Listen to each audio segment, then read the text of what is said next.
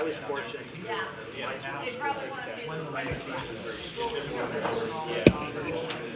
That's what you feel very much.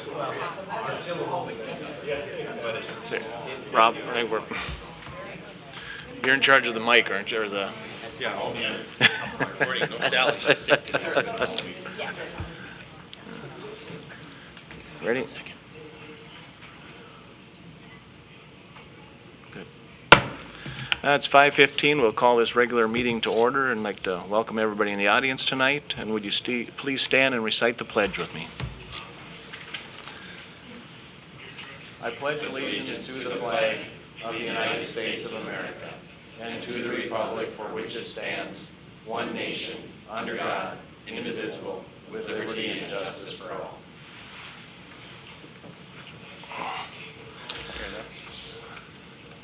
Moving.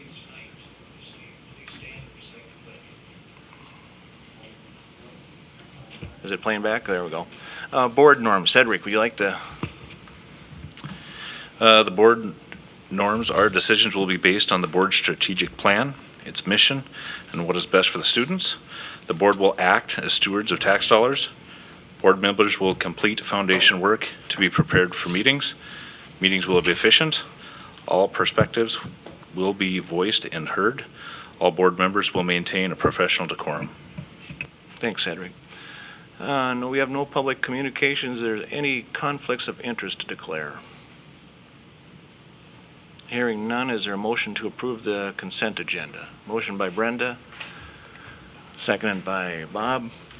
Any discussion? Hearing none, assuming roll call vote, all those in favor say aye. Aye. Opposed, same sign. Motion carries. Moving into our regular agenda, we have nothing under recognition or correspondence. Moving to C, reports, school board convention. Any comments on the convention from the board members, or especially the new ones? Any of the, Brenda? I thought our speakers this year were really good. The motivational speaker on Thursday afternoon was pretty awesome as far as motivating people, and I could relate to a lot of those things about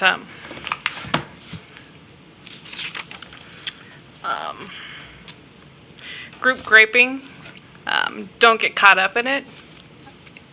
Be positive, and just be an example instead of someone to complain about. Jennifer, you got any comments, or? Nope. On the speakers or anything, or, okay. Anybody else? Bob? I have a couple today. I thought Robert O'Neill. Your mic. Mike, yep. Thank you. Robert O'Neill, the ex-Navy SEAL, was phenomenal. That was as good a presentation as I've heard at anything I've been to. He was great. Did go to one session that concerned me a lot. That was we had someone come in, a social worker, talk on human trafficking, and it was a lot of statistics and facts and things that I wasn't aware of. So that was really scary. And she could talk about what's actually happening, not just about hypothetical or things. So that's a concern. And I guess that was the two biggest highlights of the convention for me. Diane? I thought the speakers were great. I thought Friday was better than Thursday. Friday we broke into the workshops, and I also went to the human trafficking workshop. And one thing, I did go in thinking that we wouldn't hear that there was much of a problem in North Dakota, and she had some stats that were pretty startling and talked about Fargo being a hotbed as people come in from Minnesota, runaways. She talked about the fact that the typical person who is a victim of human trafficking is a usually young girl between 12 and 15, 16, who is a runaway, and sometimes boys, and that there are people out there ready to prey on them, and they are in North Dakota. They are in the cities of North Dakota, and these young children do get preyed upon, and it was just a real eye-opening experience. And she did give us some ideas about who to look for in terms of what does a victim look like, and what types of things would send up red flags as a teacher or an educator. And I thought it was very interesting, and certainly North Dakota has not escaped that problem. So, thank you. Heidi? And Thursday, although not gripping and very exciting, it is always a good reminder to make sure our policies are up to date and that we're staying up with the, changes as things change federally and on the state level, to making sure our policies are in line with all those things. I think they changed the format a little bit this year than what they've done in the past, and they presented more actual cases in the past. I think I kind of like that because I think maybe it did keep your attention a little bit more. But again, it's always interesting to hear what's changing and what reminders that we need to have to make sure our policies are up to date. Any other comments? Or I also went to the human trafficking one, and it was, like Bob said, it's kind of scary that you would think that we'd have more concern out west than out east, and there's more concern out east than there is. I mean, there's concern out there too, but there's more numbers out east. So, and then I also went to the advanced ed accreditation and continuous improvement one, and it was interesting talking to those gals, and they're excited to come help us out in our next year when we go through accreditation. And also the Navy SEAL speaker, I mean, he was just awesome. He was something else. So, any other on the convention? Or the next one is law seminar? Oh, Greg?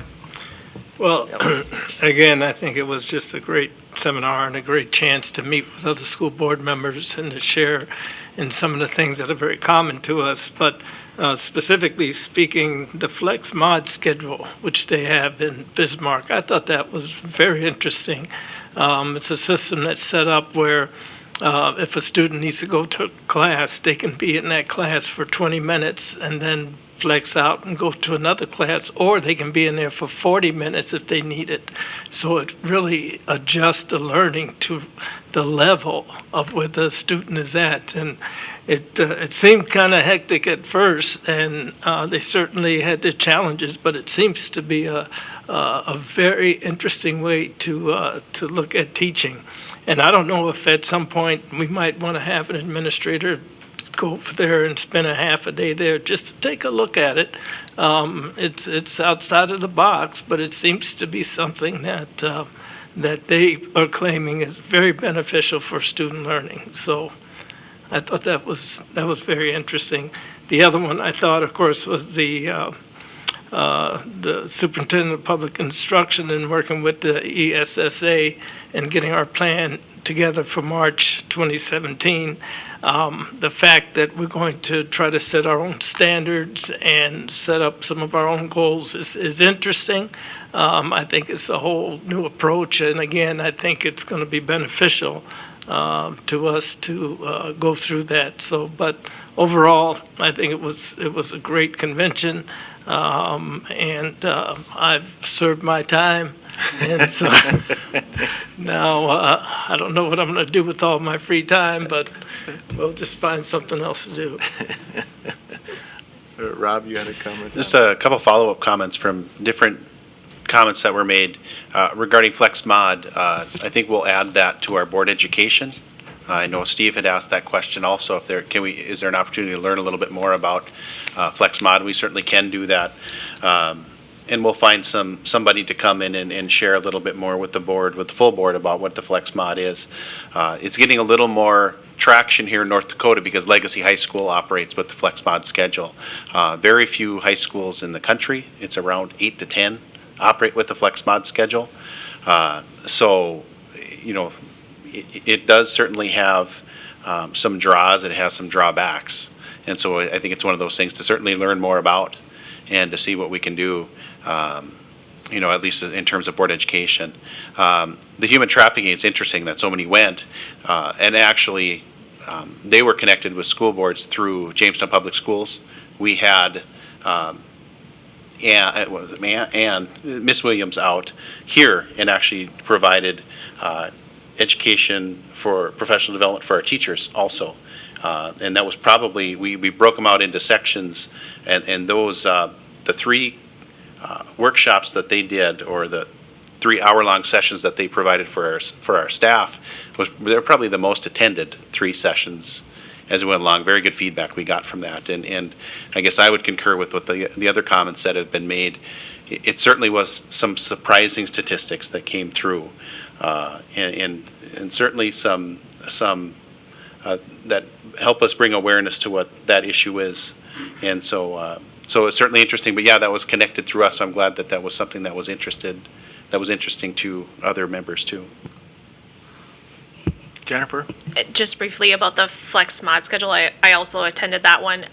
If anybody's interested, Legacy does let the public come view their system on every other Monday. So you're invited to go in and see what it's all about and how their school day operates, but you would need to contact Legacy in Bismarck and find out which Mondays it falls on. But they did invite all of us if we were interested.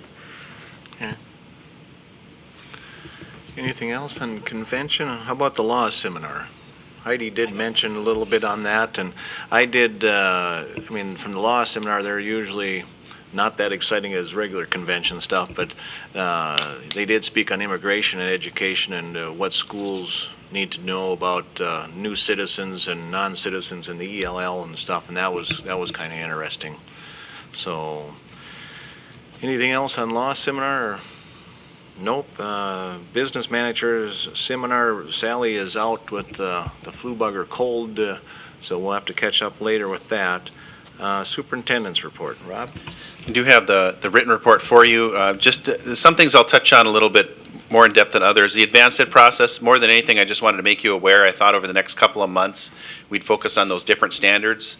I guess some of you, it's new to you in general, but others you've had different standards that you've been operating or thinking about. And so I wanted to take a little bit of an opportunity to share information with you regarding those domains. Now it's leadership, learning, and resources are the 3 domains. And then I provided you the standards for leadership. And if you have questions, I'd certainly be happy to answer that. And then I think as we go along, I think it would be good to have our school improvement committee members, share some things that have come from advanced ed, from those DSIC meetings, MTSS meetings. If there's things to share there, that we can certainly do that also.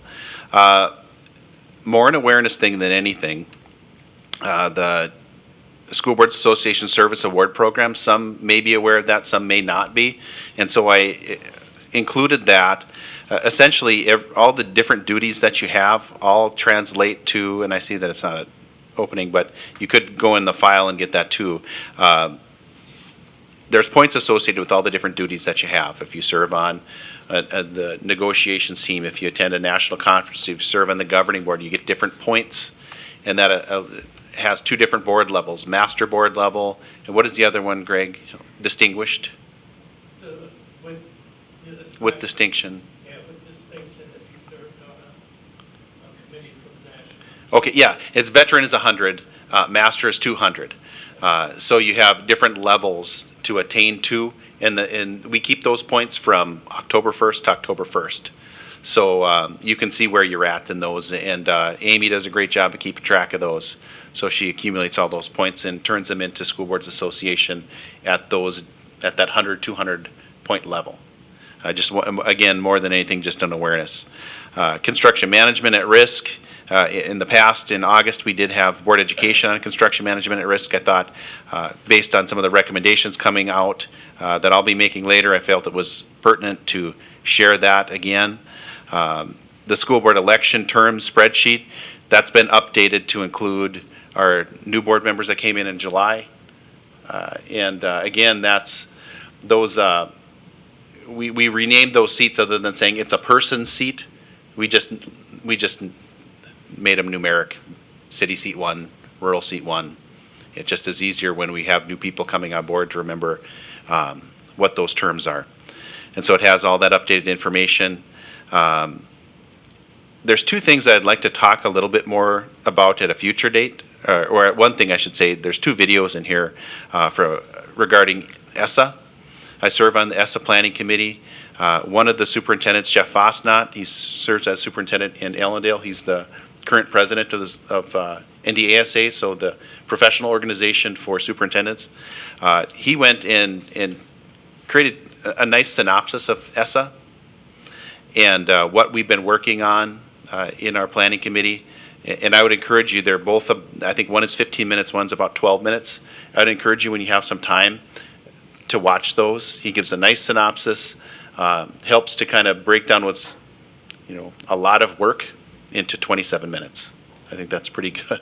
I was surprised he could do it. But when you have a second, I think that would be valuable. And then in a future meeting, we'll talk a little bit more about it. But I think it would be a nice place to start. The last thing that I have is in the future, probably in the next meeting, we'll have to act upon, I'll bring forward a recommendation to approve the facility usage agreement for the Two Rivers Activity Center. And then we also have to do that land swap agreement. And I put some details in there too if you want. But essentially, it follows along with what the board has committed to. It's just formalizing that in terms of the agreement and the land swap. So you'll have a chance to see those. I've been a part of drafting that usage agreement, and I feel very comfortable with that.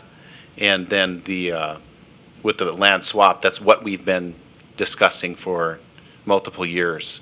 It's just formalizing it. So there's nothing new there. I haven't seen those two final documents because they're still with attorneys, but I don't envision anything that would, at this time, make me do anything but bring forward a recommendation to approve those. But again, we have to wait until we see those. But unless there's questions. Heidi? You mentioned the two documents are with attorneys. Are the attorneys representing our interests in the agreements, or how is that set up? It's really representing both, and Leah Ryan is representing us. So they're looking through that, drafting those documents now. Any other questions? Greg? I just had a comment.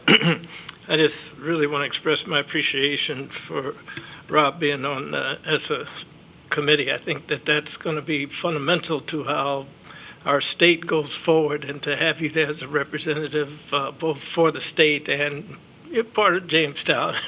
I think that's great, and I'm glad they picked you to be part of that committee. Thank you. Any other questions or not? Moving on to board education, Jamestown North. John, want to come forward? Hello, my name is John Conway. I'm the assistant principal at Jamestown High School, and I'm also the coordinator at Jamestown North.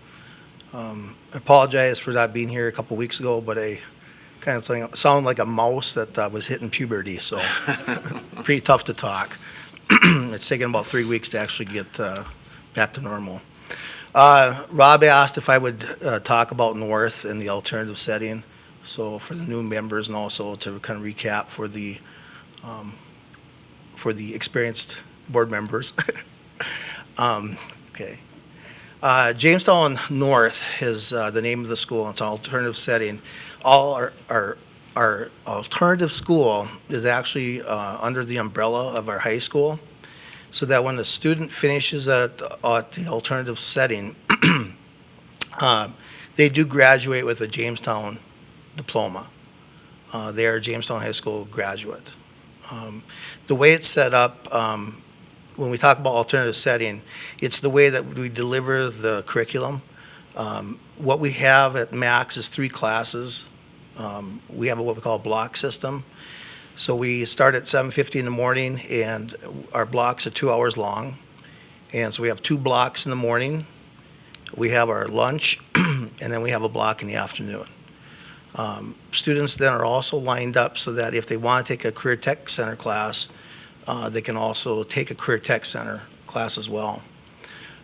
So the main difference between the high school setting and the alternative setting is that the maximum amount of classes that a student would be taking is 3 at the alternative, and the minimum over at the high school would be 5 classes that they'd be taking, okay?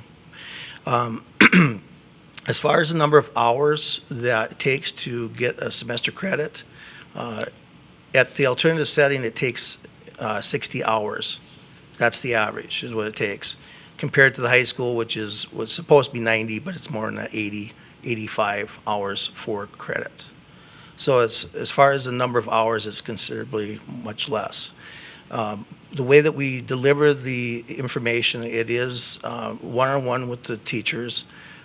It is more of independent study. There is no lecturing, so the lecturing is taken out. Group activities is taken out for most part. We are trying to do a few different things than we've done in the past as far as group activities. Matter of fact, on Friday, the teachers took the students over to the courthouse to tour the voting. And they had Casey Bradley go through and explain to them as far as how the voting was taken care of. And we actually had 4 students that did their votes because they were 18, so that worked out. In order to get into Jamestown North, you have to be 16 years old minimum. Once you hit 21, then that's when you will have to be exited. And we actually had a student 4 years ago that was one day from his 21st birthday and did graduate. So we're pretty happy about that. He took his time. He wanted to go right to the very end. So we have tried a few new things this past year. We're using North as a credit recovery. So if there is a student that is failing a course over at the high school, let's say they're failing an English 3 class, what we've done is we've set them up for an hour over at North to recover the credits. And that actually worked very well last year, so we're doing the same thing again this year. The problem is this year, instead of having 12 students towards the end of the year, we are now up to 27 students. So we're pretty full. We are taxing our teachers at the time right now because there are a lot of students, and there are a lot of students that are staying. They're not because we usually go through a period where students will come in, try the alternative setting, and it may not be what they expected, or school just isn't what they wanted. It's not what they want. So they look at going the GED route or, unfortunately, just dropping out completely. So, but this year, our students that we have are staying there, so which is nice. We have 3 outstanding teachers over there that put a lot of time and effort into working with those students. So, questions? Questions for John? What's the maximum census you can? Well, we're set 30. 30, okay. But that's, again, it's individual for each student. So if you have 30 students there, we're talking about 30 different, for example, math course. You could have 30 different, now it'd be Algebra 1 and Algebra 2 and so on, but it's the students at different levels within those classes. So that gets to be what's hard on the educators as far as trying to keep up with the grading, and they grade and get it right back to the students, and they keep on moving.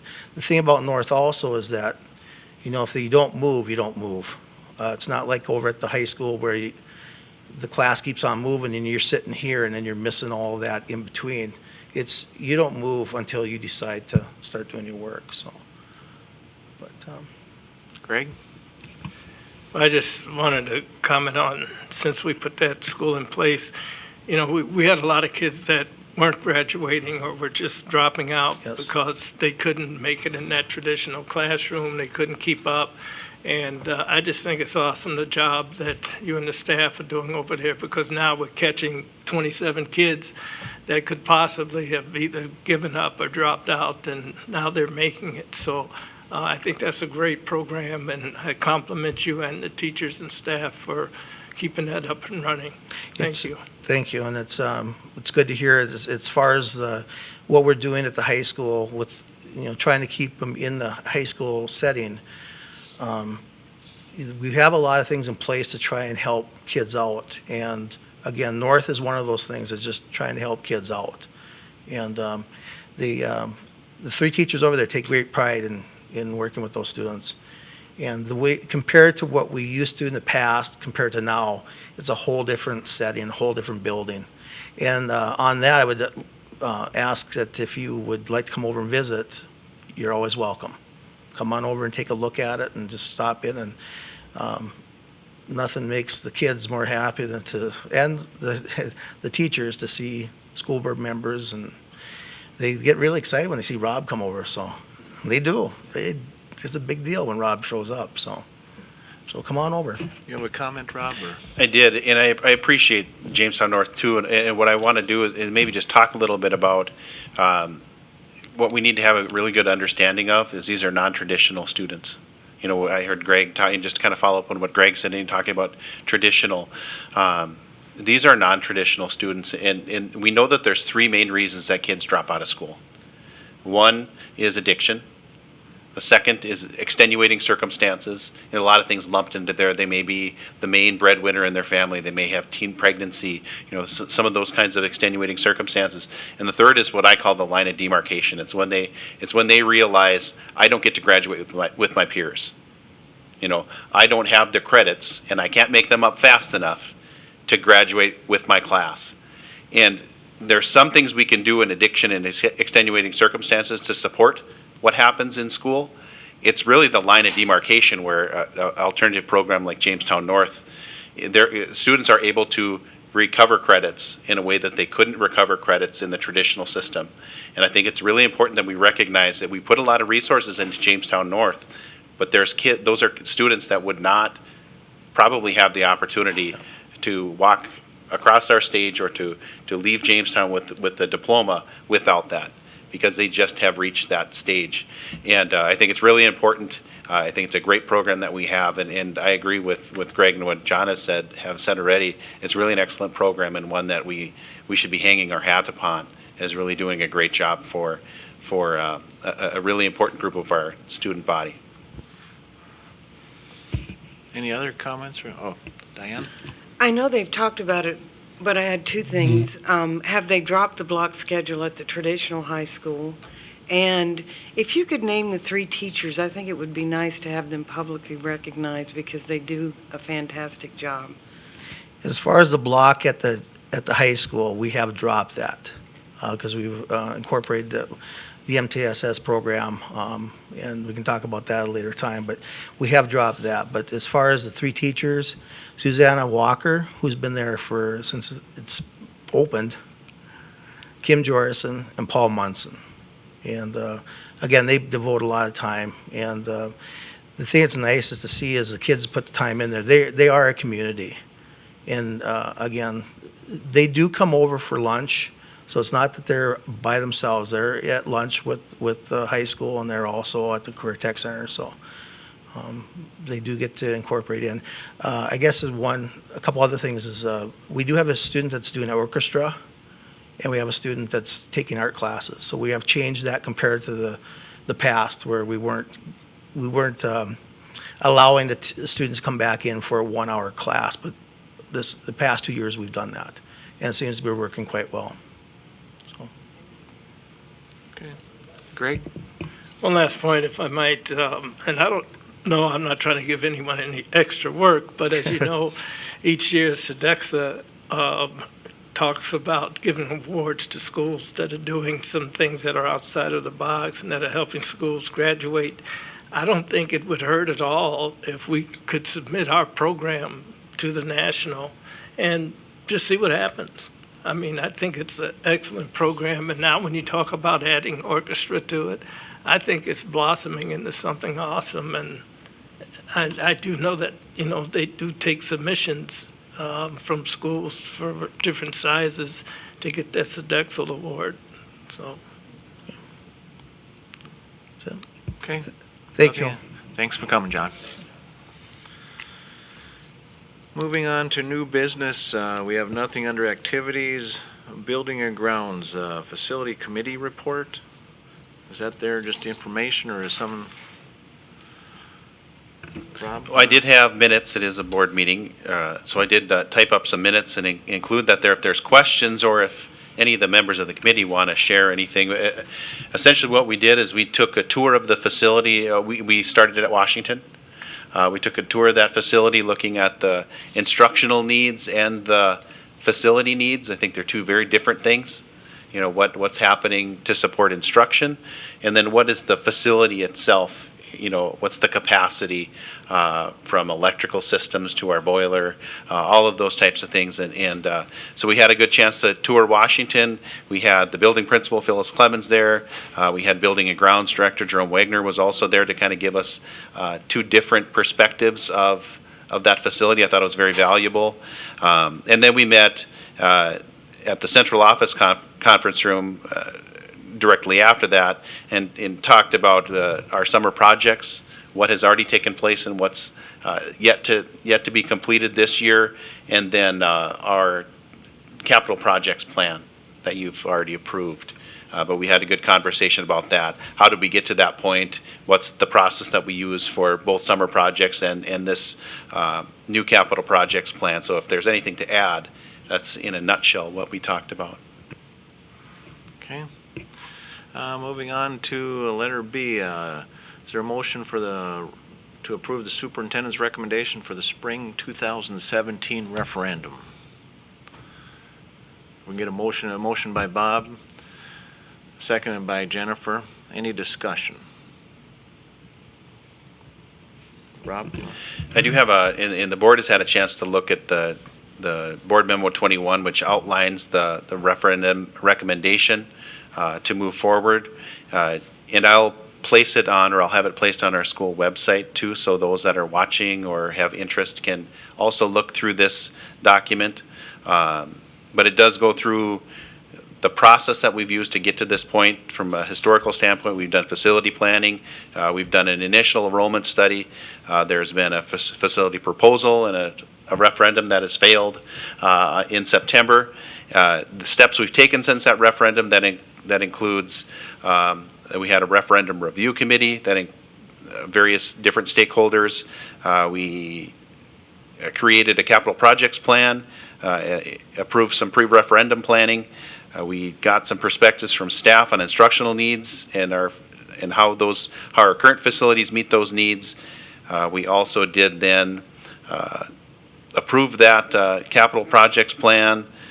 We've done some construction management at risk education, and DLR group has met with our building administrators. So there's a lot of things that have gone on in the interim here, from the beginning stages to now, and we still have some more things to do. You know, that we have more work that we need to be doing in terms of engaging stakeholders, having discussions as far as what our plan is now. You know, we have our past plan that we brought forward to the community, and I think that's a really good place to start. But we need to have focus groups with various stakeholders. We need to have some discussions and say, how is this plan going to evolve? Is it the same plan? Is that what we're going to bring forward again? Or are we going to bring forward something different?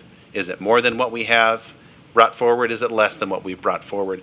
So really what we're doing, I guess what I'm asking you to do, the recommendation I have, is to commit to a late spring referendum, knowing that in the interim between now and then, there's an awful lot of work that needs to be done. There's an awful lot of discussions with community that needs to take place. Again, this has to be not just a plan that meets the needs of our educational needs. It needs to meet facility needs long-term moving forward. It needs to be something that our teachers need to support education moving forward. It has to be something that our community supports. And we have to do a lot of educating on what those needs are. And so when we bring forward a plan again, that it's something that our community supports, that our staff supports. And so there's a lot to be done. And so I guess what I'm saying is that, you know, the next steps would have to include pre-referendum planning. That means our architects going through and starting with that plan that we just had, and through discussions, looking to see if that needs to evolve. and what that plan's going to look like from a formalized standpoint. We need to have focus groups with stakeholders. We need to engage in a citizen steering committee. I would envision that being school board members, school leadership, staff representative, community leaders, consultants, to go and guide that planning process and ensure that we have strong representation again. So this is something that meets our needs, also has the support of the community. And then I'm also recommending that we move forward with construction management at risk. I think that ultimately provides the best support for the district moving forward. So those are the three recommendations that I have built into that recommendation to move forward. So I would be happy to answer questions if you have.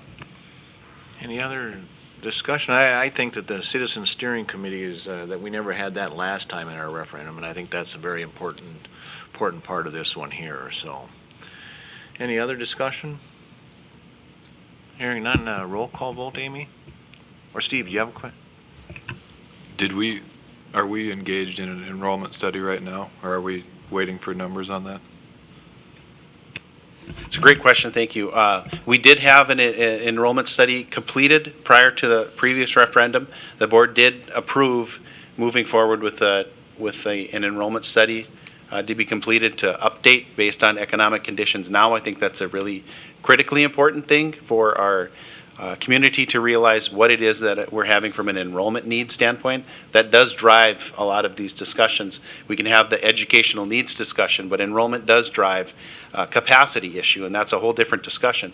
And so we did approve moving forward with an enrollment study. We're hoping sometime in November that would be completed, and we would share that through the board and then to the public when that's completed. And I'll have a conversation with Rob Schwartz from RSP in the morning. See where we're at with that. Diane? Rob, could you explain a construction manager at risk?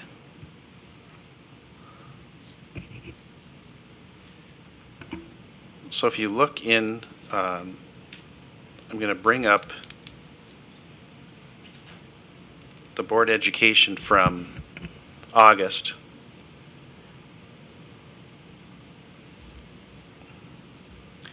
And essentially, in construction management at risk, you're shifting some of the accountability to that construction management firm. They are taking on a greater level of accountability with bids, with costs of projects. Cost overruns become the responsibility of the construction management at risk firm instead of onto the organization. So it's a safety. It's a safety for the school. Steve? Before we move forward with this, how much are we sticking our neck out, or how much are we potentially spending before we know if the district is ready for this again? Yep. What you'd be committing to doing is putting a legal ad out. A legal ad would we would go through then interviews, and we would have a chance to select a construction management at risk firm. You wouldn't be committing to anything until a referendum's passed. This is just the authorization to move forward with the selection process. It isn't a contract. I should have made that more clear. Did that answer your question? The enrollment study doesn't have a cost tied to it. Well, it did, and we've already approved that, but yeah, there is a cost to the enrollment study. Any other discussion? Hearing none, we'll have a roll call vote. Amy? Have your mics on.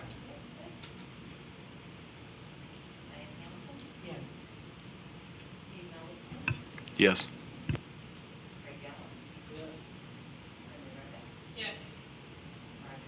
Yes. Yes. Yes.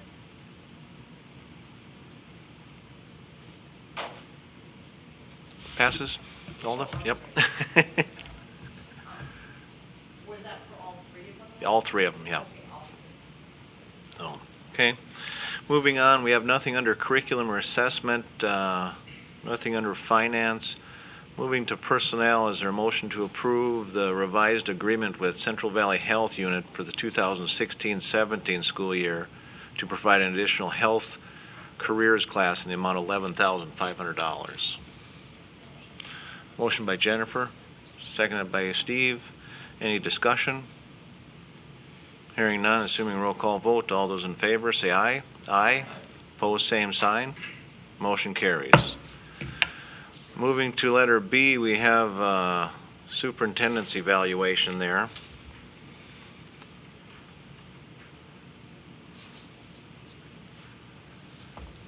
There are 6 sections to the evaluation, and you can see them there.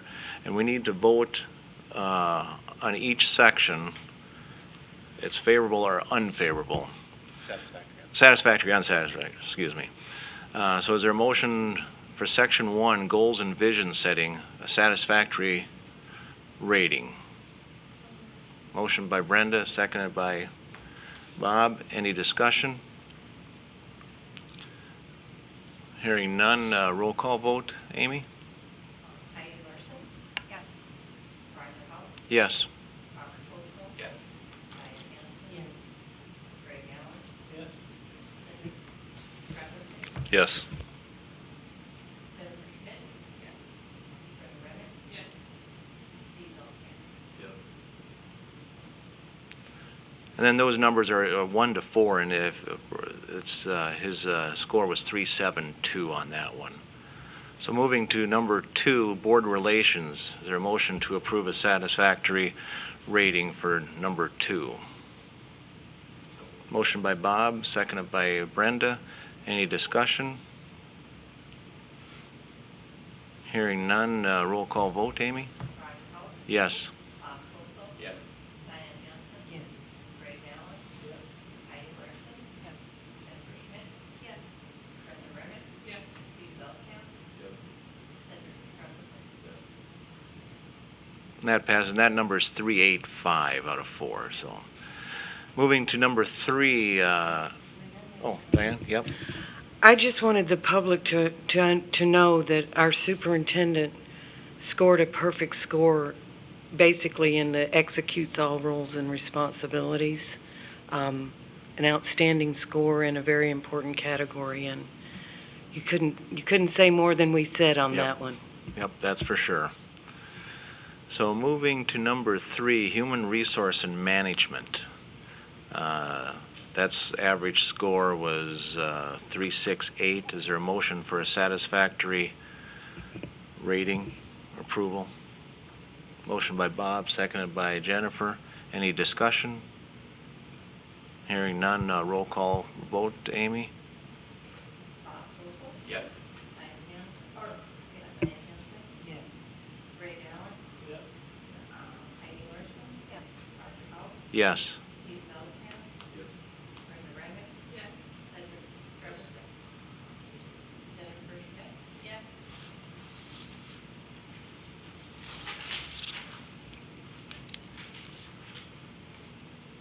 Okay, moving to section 4, curriculum and student support services. That rating was 383. Is there a motion to approve a satisfactory rating?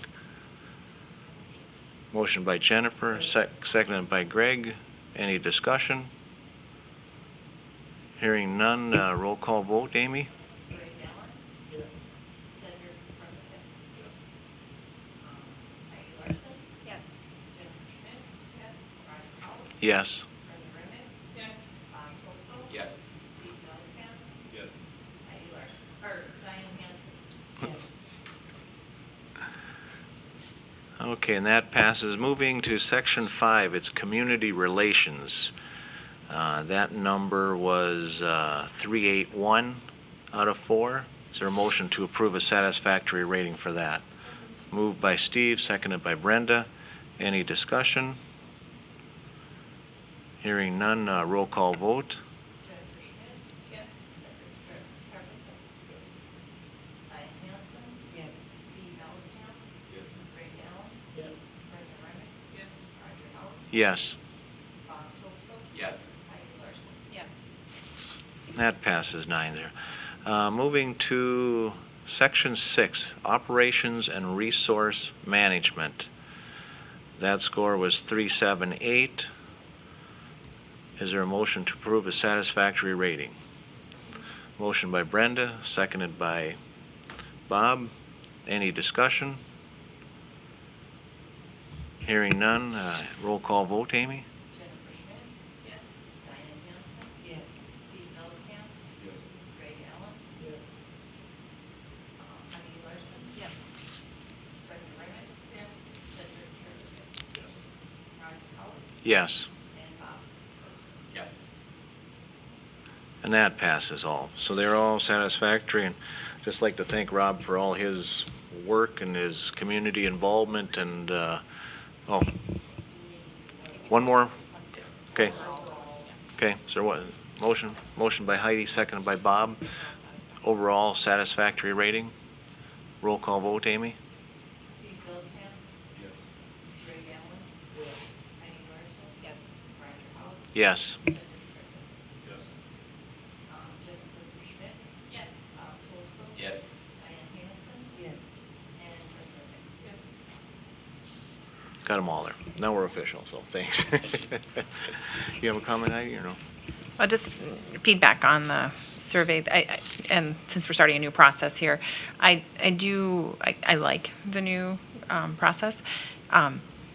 One technical issue I had is I did it on my phone, so as I was going through it, I remembered I wanted to add a comment on a previous section, and so when I went back, now whether it was just because I was on a mobile, I did have to start the survey over, and Okay. that was nearly through. So and then secondly,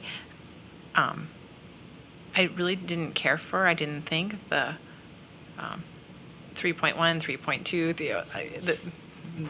the span between each point. But as I filled this out, when you were trying to weigh between two whole numbers, I was kind of thinking, oh, well, maybe that wasn't so bad, having being able to give a 3.5 or a 3.2. So anyway, that's my feedback on the new process. Okay. Any other comments, or? None? Okay. We have nothing under policy and procedures. Moving to tuitions, or a motion to approve a tuition agreement for a 9th grade Jamestown student to attend Montpelier Public School for the 2016-17 school year. Motion by Cedric, seconded by Brenda. Any discussion? Hearing none, assuming roll call vote, all those in favor say aye. Aye. Opposed, same sign. Motion carries. Moving to letter B, is there a motion to approve a tuition agreement for a 7th grade student to attend Montpelier Public School for the 2016-17 school year? Motion by Jennifer, seconded by Diane. Any discussion? Hearing none, assuming roll call vote, all those in favor say aye. Aye. Opposed, same sign. Motion carries. Is there any items for future agenda that you'd want on? If you do think of something, just let myself or Rob know, and we'll make sure that we do get it on the agenda. Meetings to be scheduled, we have the Health Committee meeting coming up on Monday, November 14th at 3:30 in the District Conference Room. And then we have Monday, November 21st, 5:15, our next school board meeting here in the Thompson Room. And moving to Roman numeral 6 here, we have the monthly superintendent evaluation. Just want to remind everybody to click on that and go through that evaluation. It'd be section 4 and section 5. And then also moving to the adjournment, remember to right-click on your adjournment and assess meeting. Diane? I did the evaluation earlier. As soon as it's on Google Drive, it's okay to do that, correct? I would think that it should be, you can do it that time, because it's anything prior to that meeting or whatever, so I would think, yeah. It becomes time-stamped, so we know, as long as, the important thing is that you're doing the correct sections. So if you want to do it before the meeting, I think that's fine. Diane, or Heidi? Just, SEC is meeting December 1st at 11:30, so if you want to add that to future meetings. And just a quick note on that, SEC is also going through advanced ed, and we did the board interviews today as part of that process, so Okay. just for your information, so. Okay. No other business, meeting is adjourned.